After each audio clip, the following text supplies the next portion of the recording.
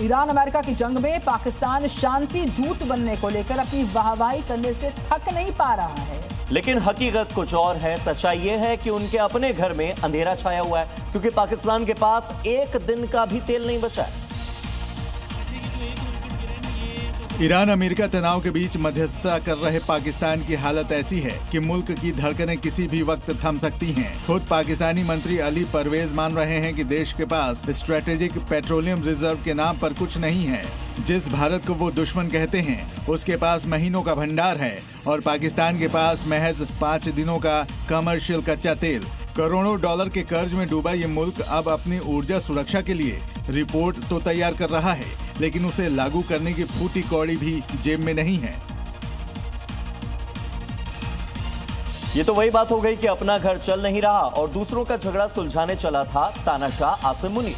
वाकई में पाकिस्तान के पास न तो तेल है, न गैस है, भुखमरी की हालात है। अब तो लोग अपनी जान पर खेल खेल कर अपने पेट की आग को बुझाने के लिए मजबूर हो गए हैं। पाकिस्तान में गैस की किल्लत इतनी ज्यादा है कि लोग अब बलून में गैस भर कर ले जा रहे हैं और सोचिए, बलून की गैस से खाना बना रहे हैं। ये जो बड़े बड़े प्लास्टिक में गुब्बारे हैं, ये कोई आम गुब्बारा नहीं है, बल्कि इसमें ज्वलनशील गैस है। इस गुब्बारे में भी गैस है। यहाँ लोग इस प्लास्टिक के बलून में गैस भर रहे हैं।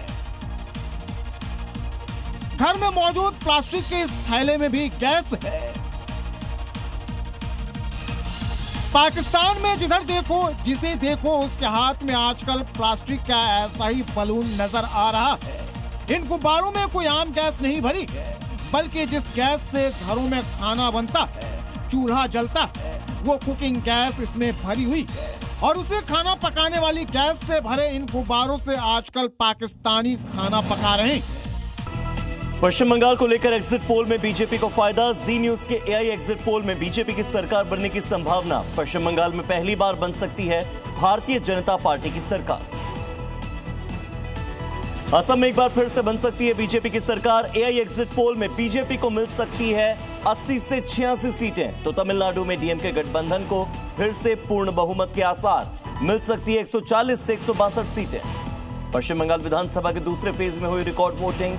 करीब 92% मतदाताओं ने अपने मताधिकार का इस्तेमाल किया। पूर्वी बर्धमान में सबसे ज्यादा वोटिंग हुई। दोनों चरणों में मिलाकर करीब 93% रहा मतदान। तेज आंधी और बारिश की वजह से बेंगलुरु में दर्दनाक हादसा। अस्पताल की दीवार गिरने से 7 लोगों की दर्दनाक मौत। मुख्यमंत्री सिद्धारमैया ने किया मुआवजे का ऐलान। पीएम मोदी ने जताया दुख। मध्य प्रदेश के धार में दर्दनाक सड़क हादसे की खबर। तेज रफ्तार पिकअप बेकाबू होकर पलट गई। 15 लोगों की मौत की जानकारी। हादसे में 25 लोग घायल। मृतकों के परिवार वालों को 4-4 लाख रुपए के मुआवजे की घोषणा। महिला आरक्षण पर यूपी विधानमंडल का आज विशेष सत्र। हंगामे के पूरे आसार हैं और विपक्ष ने अति निंदा प्रस्ताव के जरिए योगी सरकार को घेरने की तैयारी की। श्रीनगर में आतंकवाद विरोधी अभियान तेज। 2 अलग अलग आतंकी मॉड्यूल का भंडाफोड़। एक डॉक्टर समेत 5 ओवरग्राउंड वर्कर्स को गिरफ्तार किया गया। भारी मात्रा में हथियार और आपत्तिजनक साहित्य और सामग्री जब्त। अमेरिकी राष्ट्रपति डोनाल्ड ट्रंप ने रूस की राष्ट्रपति व्लादिमीर पुतिन से की 90 मिनट तक फोन पर बातचीत। ट्रंप ने कहा, ईरान से पहले यूक्रेन में चाहता था युद्ध खत्म कराना, लेकिन कुछ लोगों ने पुतिन से समझौता करवाना मेरे लिए मुश्किल बना दिया।